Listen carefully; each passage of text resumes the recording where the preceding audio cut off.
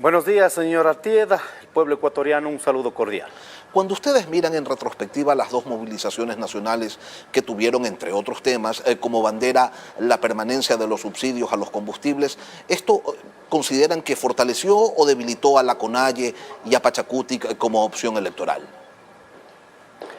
Yo creo que el tema de los subsidios no ha sido una agenda política para que haya fortalecido o no un cierto sector del movimiento, sino ha sido una demanda sobre las crisis económicas que vivimos los ecuatorianos.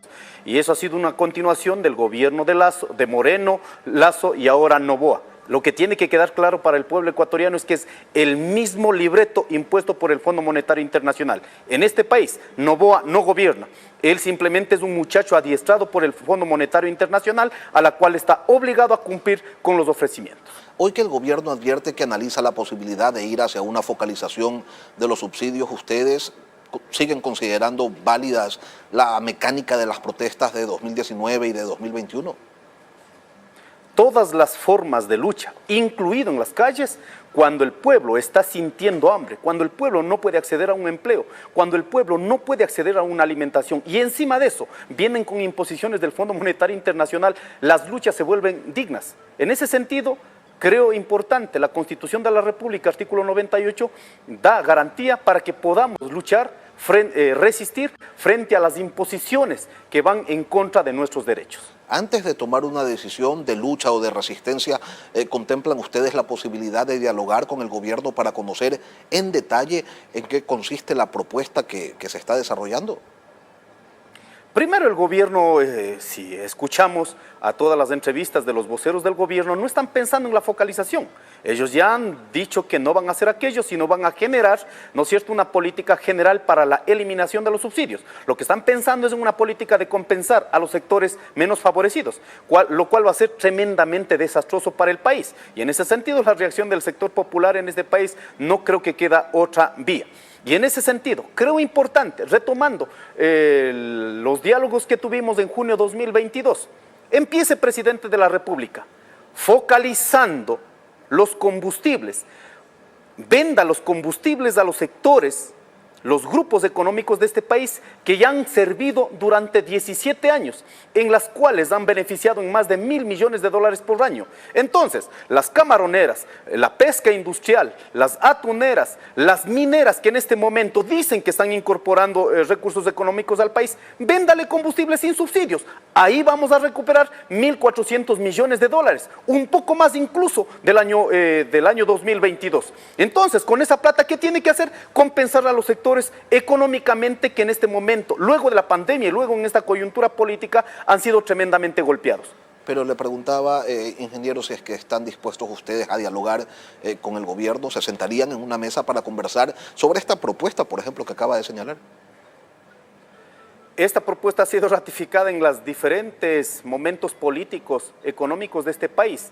De nuestra parte, absoluta apertura, no solo con este gobierno, ni con el gobierno de Moreno, ni gobierno de Lasso, gobierno de Correa y todos los gobiernos. Nuestra voluntad de diálogo. Quienes han ido en contra de estos procesos, los mismos gobiernos de turno. En ese sentido, lo que hemos escuchado del gobierno nacional, en lugar de convocar a una unidad para resolver los problemas más latentes del Ecuador, lo que hemos escuchado es insultos e incluso intentando vincular con el narcotráfico las luchas. Eso no es un elemento básico para el diálogo. Realmente el presidente de la República no le interesa el diálogo. Pachacuti, que lo ha emocionado a usted como precandidato a la presidencia de la República y entonces pues su nombre vuelve a sonar como ocurrió en el 2021, como ocurrió en el 2023, como una probabilidad para integrar la papeleta.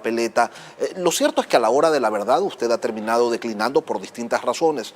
Ahora, ingeniero, ¿será que se repite esa historia? Bueno, somos sociedades colectivas, aquí no depende de la voluntad individual de Leonidas Issa. Creo que en este momento no es importante hablar de una candidatura, es importante hablar de un programa de gobierno, convocar a los sectores populares, a la izquierda, al progresismo, que realmente podamos pensar en el país y combatamos la implementación de las políticas neoliberales. Creo que ese es lo más importante. Ahora, sobre la bueno, pero también es importante, ingeniero, si es que usted quiere o no quiere. Eso cuenta también, efectivamente. ¿no? Sí, efectivamente, luego de la definición del 8 de junio, al finalizar esta semana, luego sentaremos todas las autoridades de los pueblos y nacionalidades y daremos a conocer finalmente cuál es la postura que hemos tomado frente al campo electoral.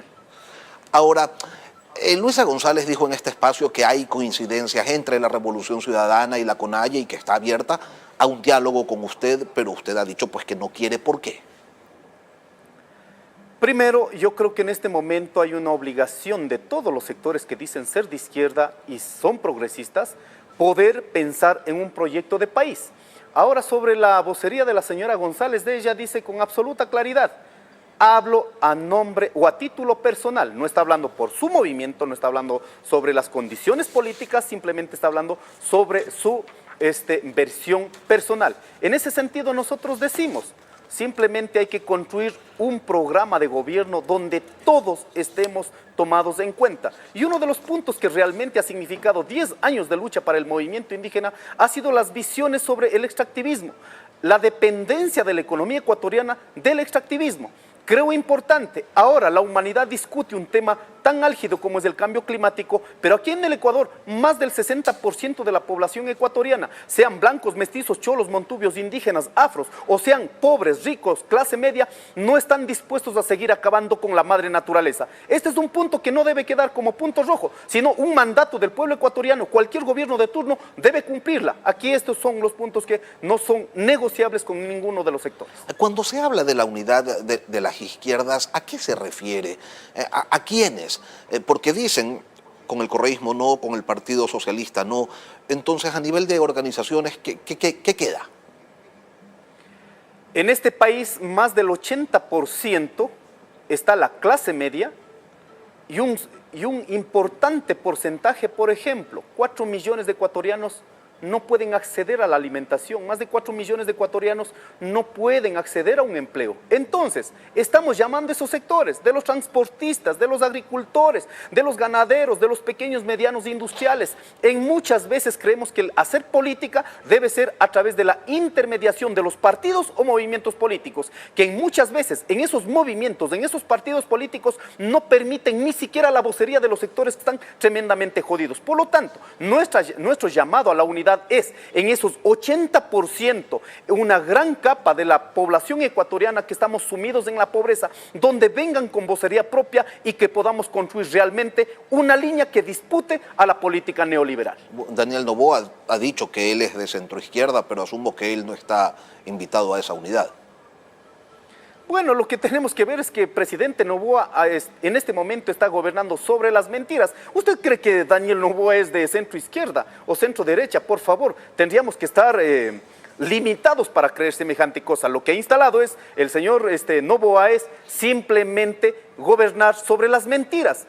Lo que ha hecho del país en este momento es utilizar el poder que tiene para garantizar sus negocios, de su familia, de sus amigos, y lo que está haciendo es negocio en este país, no está gobernando para el pueblo ecuatoriano. ¿Y cuál es la visión que tiene usted, ingeniero, para hacerle frente, por ejemplo, al narcotráfico? En el país hay 22 organizaciones a las que se la ha catalogado como narcoterroristas. ¿Cuál es la propuesta que tiene su organización, que tiene usted para combatirlas? Primero, creo importante, para combatir la delincuencia, combatir el narcotráfico, tienes que acabar con el colchón.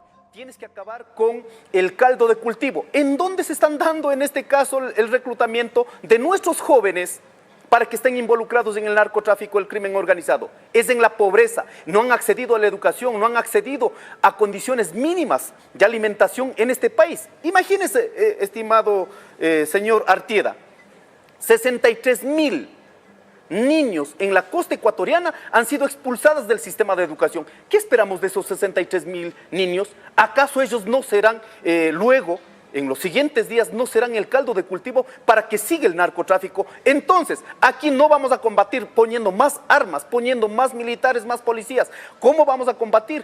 Simplemente tenemos que dar opciones de vida a un sector de la población ecuatoriana que está tremendamente empobrecida, en donde ha sido el caldo de cultivo. Pero aquí lo que han utilizado, la inseguridad, es simplemente un pretexto político para garantizar sus negocios. Pero la inseguridad en este momento no ha cambiado. Por lo tanto, queda demostrado que en este país no existe el famoso Plan Fénix. Y si es que lo hubo, fue de mentiras.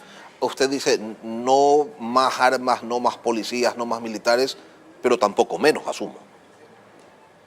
Tampoco menos, hay que mantenerla. Aquí creo que hay que hacer 4 cuestiones. Primero, se debe garantizar, el sistema de seguridad debe asumir el Estado, no puede dejar al libre albedrío, el que haga o no haga. Segundo, debes de toda la infiltración en el Estado ecuatoriano que tienen policías, en militares, instancias públicas, tienes que limpiarla, pues. ¿De quién corresponde? ¿Del quién está comandando? Más seguramente, ¿no será que están beneficiando de esta infiltración en los diferentes estamentos del Estado? ¿Acaso no están beneficiando para enviar la droga a los diferentes países? ¿Por qué no han golpeado en este caso? ¿Quién está manejando las aduanas? ¿Por qué no han golpeado la exportación de la droga o hacen los desentendidos? Un cuarto tema, control de las control de las fronteras. El control de las fronteras, si no has limpiado la policía, los militares simplemente van a seguir. ¿Cómo tienes que hacerlo? Tienes que hacerlo con decisión y determinación. Y finalmente, esta lucha no va a ser para los 100.000 entre policías y militares, sino hay que involucrar directamente a las comunidades, hay que involucrar directamente a las organizaciones, a la sociedad, hay que darle la capacidad organizativa. Entonces hay que construir el poder desde el pueblo, más no aquí intentando maquillar todo este manejo que ha sido a partir de sus decisiones tremendamente irresponsables. Leonidas Giza, presidente de la Confederación de Nacionalidades Indígenas del Ecuador. Gracias, ingeniero, por acompañarnos hoy aquí en Contacto Directo. Un abrazo, muchas gracias.